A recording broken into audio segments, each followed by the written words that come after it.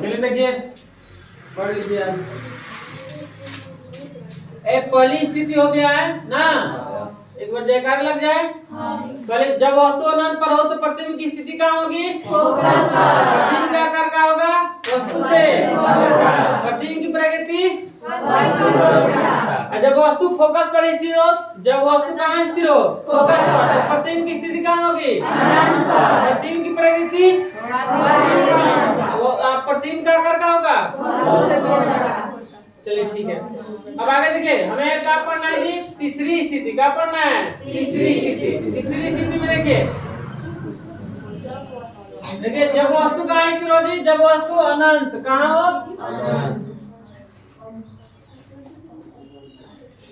जब वस्तु अनंत और वक्रता केंद्र के बीच, अनंत और कहाँ स्थिर हो? वक्रता केंद्र। जब वस्तु अनंत और वक्रता केंद्र के बीच रखी जाती है तो अवतल दर्पण द्वारा बने प्रतिबिंब का चित्र। जब वस्तु कहाँ स्थिर हो जी? अनंत पर। ठीक है, तो एग्जाम में आता है कि जब वस्तु अनंत और वक्रता केंद्र, जब वस्तु कहाँ स्थिर हो? अनंत और वक्रता केंद्र के बीच हो तो उसका किरण आरेख खींचिए। ठीक है, तो किरण आरेख इसका यही होगा। जब वस्तु कहाँ स्थिर हो? अनंत और वक्रता केंद्र। तो ये वक्रता केंद्र है सी मतलब का वक्रता केंद्र। अब वस्तु इधर का अनंत है, इधर का है अनंत, इधर का है अनंत है। अब इसका है सी मतलब वक्रता केंद्र। अनंत और वक्रता केंद्र के बीच ये वस्तु है। ठीक है, तो ये वस्तु है, इसका प्रतिबिंब देखिए ऐसे ऐसे प्रकाश जा रहा है, ऐसे टकरा कर रहा है, फिर ऐसे प्रकाश जा रहा है, ऐसे वापस टकरा कर रहा है। ठीक है, तो ये दिखा रहा है कि जब वस्तु अनंत पर जब वस्तु अनंत और वक्रता केंद्र मतलब दोनों का है बीच में, ये वक्रता केंद्र है, बात समझ रहा है? ये का है वक्रता केंद्र, इधर का है अनंत, इधर का है अनंत। तो वक्रता केंद्र और अनंत के बीच में ये वस्तु है, क्या रखा है? बीच में।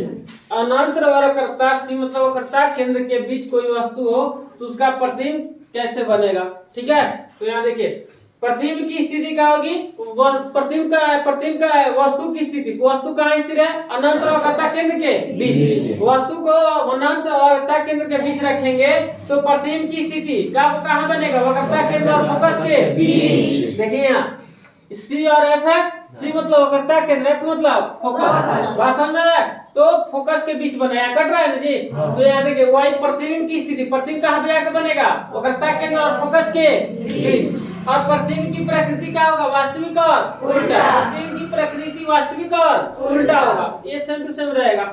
और प्रतिबिंब का साइज आकार का होगा? वस्तु से छोटा। वस्तु से क्या बन जाएगा? छोटा। मतलब देखिए यहाँ वस्तु को अनंत और वक्रता केंद्र के जब बीच रखेंगे तो इसका प्रतिबिंब कहाँ बनेगा? जाए कहाँ कट रहा है? देख रहे हैं? फोकस, वक्रता केंद्र और फोकस के बीच। ठीक है, तो ये आपको याद रखना पड़ेगा, एक चीज हमें ऐसे याद रखना पड़ेगा। क्वेश्चन एग्जाम में ऐसा आएगा कि जब वस्तु अनंत और वक्रता केंद्र के बीच स्थिर हो, जब वस्तु अनंत और वक्रता केंद्र के बीच स्थिर हो तो प्रतिबिंब की प्रकृति का क्या होगा? तो याद रखें, प्रकृति का होगा? वास्तविक और उल्टा। जब वस्तु अनंत और वक्रता केंद्र के बीच स्थिर हो तो प्रतिबिंब का साइज क्या होगा? वस्तु से छोटा। बात समझ रहे हो? अगर वस्तु को हम वस्तु को अनंत और वक्रता केंद्र के बीच रखें तो प्रतिबिंब की स्थिति क्या होगी? कहाँ होगी? वक्रता केंद्र और फोकस के बीच। याद रहेगा? ये हमें याद रखना है, ऑब्जेक्टिव ऐसे आता है। अब चौथी स्थिति देखिए, तीसरी स्थिति का उल्टा।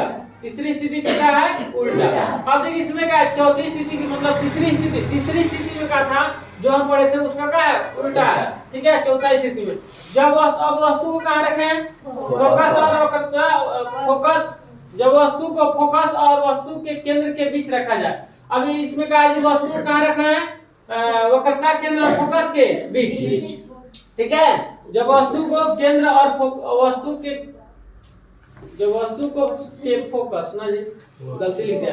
जब वस्तु को फोकस और वक्रता केंद्र के बीच रखी जाए, वक्रता केंद्र यहाँ रहेगा। ठीक है, तीसरी स्थिति का है उल्टा।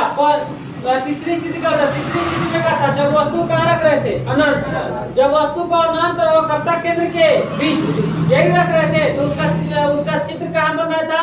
वक्रता केंद्र और फोकस के बीच। तो इसमें क्या होगा? जब वस्तु को फोकस और वक्रता केंद्र के बीच रखी जाए, ठीक है, किसके बीच रख रहे हैं, फोकस और कर्ता केंद्र के बीच रखी जाए तो अवतल दर्पण द्वारा बने प्रतिबिंब। देखिए किसके बीच रख रहा है वस्तु को, यहाँ ये वस्तु है, ये किसके बीच रहा है, फोकस और कर्ता केंद्र के बीच। तो यहाँ गलती लिख दिया, ठीक है, यहाँ गलती किया, वस्तु हटा देंगे। तो फोकस और कर्ता केंद्र के बीच अगर वस्तु को रखा जाए तो इसका प्रतिबिंब कहाँ बनेगा, इसका प्रतिबिंब कहाँ बनेगा, देख रहे हैं, अनंत और कर्ता केंद्र के बीच, इसके इधर न है, वो कर्ता केंद्र के इधर न बन रहा है। तो यहाँ याद रखेंगे वस्तु की स्थिति, वस्तु कहाँ स्थिर रखा है, फोकस और कर्ता केंद्र के बीच।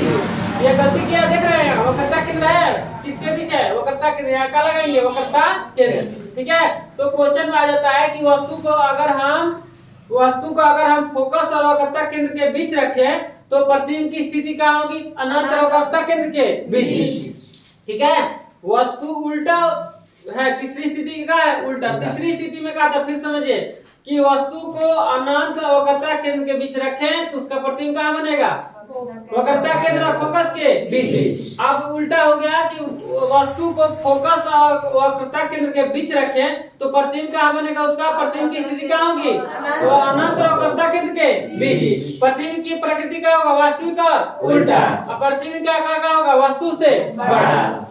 बात समझ में आ रहा है, तो ये आपको याद रखना है, याद रहेगा।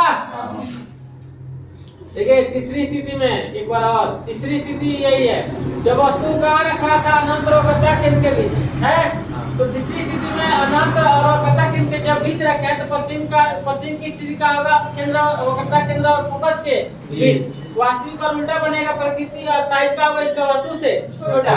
अब यहाँ का है कि फोकस और वक्रता केंद्र, यहाँ वक्रता केंद्र लगा लीजिएगा, फोकस और वक्रता केंद्र पर वस्तु को रख रहे हैं, फोकस और वक्रता केंद्र के बीच जब रख रहे हैं तो प्रतिबिंब कहाँ बनेगा, जाके अनंत और वक्रता केंद्र के बीच। वस्तु का आकार क्या होगा जी, वस्तु से क्या होगा, छोटा, बड़ा, वस्तु से क्या होगा, बड़ा बनेगा। क्या सुनेगा, और देख लें पांचवी स्थिति भी देख लीजिए। पांचवी स्थिति, जब वस्तु दर्पण के वक्रता केंद्र पर, दर्पण के क्या वक्रता केंद्र पर, वस्तु कहाँ रखते हैं, वक्रता केंद्र पर, किस पर रखे, वक्रता सी, वक्रता की वस्तु है, ठीक है, एक सी पर रख रहे हैं, ठीक है। वस्तु के वक्रता केंद्र पर अगर वस्तु कहाँ स्थिर हो, वक्रता केंद्र पर हो तो अवतल दर्पण द्वारा बने प्रतिबिंब का चित्र ऐसा होगा, ठीक है। वस्तु किस पर हो, वक्रता केंद्र पर, तो इसका चित्र ऐसे बनाएंगे, ठीक है। इसका चित्र, इससे प्रकाश जा रहा है, ऐसे प्रकाश जा रहा है, टकरा के, बात समझ में आ रहा है, तो टकरा कैसे आ रहा है, तो यहाँ कट रहा है। तो आप चित्र देख के बता सकते हैं कि इसका चित्र प्रतिबिंब कहाँ बनेगा। जब वस्तु का हम वक्रता केंद्र पर रख रहे हैं तो वक्रता केंद्र पर रख रहे हैं तो इसकी प्रतिबिंब कहाँ बनेगा, प्रतिबिंब की प्रकृति क्या होगा, बोले कहाँ कट रहा है, तो वस्तु अगर किस पर हो, वक्रता केंद्र पर हो तो प्रतिबिंब की स्थिति क्या होगी, देखिए है यहाँ वस्तु स्थिर कहाँ है, वक्रता केंद्र पर रखे हैं। वस्तु को अगर वक्रता, ऐसा ऑब्जेक्टिव लोग पूछ देते हैं कि वस्तु को वक्रता केंद्र पर रखा जाए तो प्रतिबिंब कहाँ बनेगा, तो कहाँ बनेगा, फोकस पर। प्रतिबिंब की प्रकृति क्या होगी, वास्तविक और उल्टा। प्रतिबिंब का आकार क्या होगा, वस्तु की बराबर, मतलब वस्तु की क्या होगा, बराबर, ठीक है। तो याद रहेगा, हमें ये ऑब्जेक्टिव, ये चार चीज याद रखना है कि अगर वस्तु को वक्रता केंद्र पर रखें, कादा दिखा रही है, खड़े हो तो चल, खड़े हो,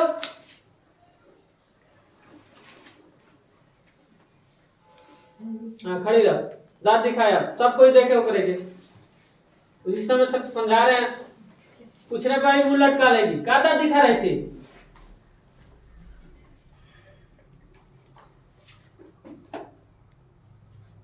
पढ़ने में जैसे सही है, दांत दिखा रहे उसी समय से। चल बता दो, जब वस्तु अनंत पर हो तो प्रतिबिंब की प्रकृति क्या होगी,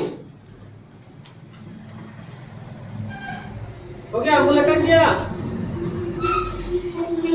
बता। जब वस्तु को अगर अनंत पर रखे तो प्रतिबिंब की प्रकृति क्या होगी, बताएगी। जब वस्तु को अनंत पर रखा जाएगा तो प्रतिबिंब की प्रकृति क्या होगी, तुम बता दो, क्या होगा, वो प्रतिबिंब की प्रकृति, प्रतिबिंब की स्थिति किस पर होगा, अगर वस्तु का अगर हम फोकस पर रखें, वस्तु कहाँ रखें, फोकस पर, तो प्रतिबिंब की स्थिति कहाँ होगी? प्रतिबिंब की स्थिति अनंत पर। प्रतिबिंब का साइज क्या हो जाएगा?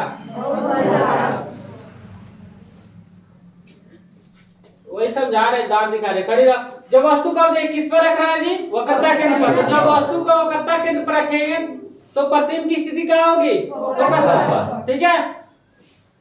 अब क्या होगा प्रकृति इसका? प्रकृति वास्तविक का उल्टा। प्रतिबिंब क्या करना होगा? वस्तु के बराबर। प्रतिबिंब कैसा बनेगा? वस्तु के बराबर बनेगा। बात समझना? 6 को करिए। चलिए 6 को पढ़ लेते हैं। 6 लिख लीजिएगा बाद में। छठी स्थिति देखिए, पांचवी तो समझ में आ गया। पांचवी ये है कि वस्तु को वक्रता केंद्र पर रखेंगे तो प्रतिबिंब की स्थिति कहाँ होगी? बोलिए। वस्तु के को वक्रता केंद्र पर रखे, वस्तु को वक्रता केंद्र पर रखे तो प्रतिबिंब की स्थिति प्रतिबिंब का आकार क्या हो जाएगा? वस्तु के प्रतिबिंब की प्रकृति वास्तविक का उल्टा। समझना? अब ये छठी स्थिति है, जब वस्तु दर्पण के ध्रुव और वो फोकस के बीच, किस पर रख रहा है जी? ध्रुव और फोकस के बीच। वस्तु को कहाँ रख रहा है? वो ध्रुव और फोकस के बीच। ठीक है। तो अवतल दर्पण द्वारा बने प्रतिबिंब का चित्र। ठीक है। या अथवा दर्पण में काल्पनिक सीधा प्रतिबिंब और विशालीय आवर्धित बनने का किरण आलेख। ऐसे भी आता है कि अवतल दर्पण में काल्पनिक सीधा प्रतिबिंब और विशालीय आवर्धित बनने का किरण आलेख। ठीक है।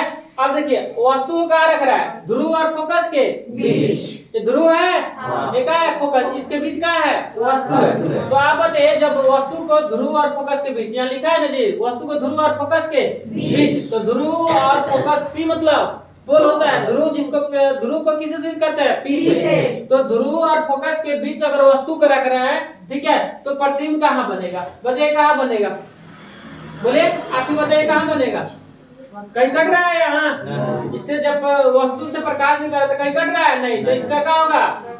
दर्पण के पीछे। प्रतिबिंब की स्थिति क्या होगी? दर्पण के पीछे। प्रतिबिंब कहाँ बनेगा? दर्पण के पीछे। वास्तव में अगर वस्तु को अगर हम ध्रुव और फोकस के बीच, ज्यादा नहीं दिख रहा तो ध्रुव और फोकस के बीच रख रहे हैं तो इसका प्रतिबिंब कहाँ बनेगा? दर्पण के पीछे। बात समझ में आ रहा है? तो याद रखेंगे प्रतिबिंब की स्थिति दर्पण के क्या होगा? पीछे। प्रतिबिंब की प्रकृति क्या होगा? काल्पनिक और सीधा। पीछे जब बनेगा पीछे तो क्या? काल्पनिक और सीधा। प्रतिबिंब की साइज क्या हो जाएगा? वस्तु से बड़ा। वस्तु से क्या बनेगा? ये याद रखिएगा। अब खत्म हो गया अवतल दर्पण में बने प्रतिबिंब का चित्र, जो है छठी स्थिति था। अब ये पढ़ेंगे चिन्ह परिपाटी अगले एपिसोड में। बात समझ में याद हो जाएगा? चलिए।